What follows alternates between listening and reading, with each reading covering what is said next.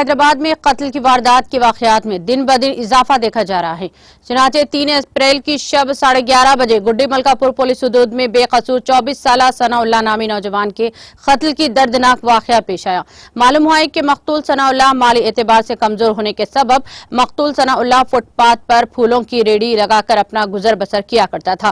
گزشتہ شب 2 شرابی حالت نشہ میں پہنچے اور بے قصور ثناء اللہ سے اس کا موبائل چھیننے کی کوشش کی۔ مزاحمت کرنے پر مقتول ثناء اللہ کو اس کے کاندھوں پر تیز شاخوں کے ضربات پہنچائے گئے، جس پر ثناء اللہ بے ہوش ہو گئے اور مقامی واردات پر موجود عوام نے ثناء اللہ کو ایک پرائیویٹ ہاسپٹل منتقل کیا، جہاں ڈاکٹرز نے اسے مردہ قرار دے دیا۔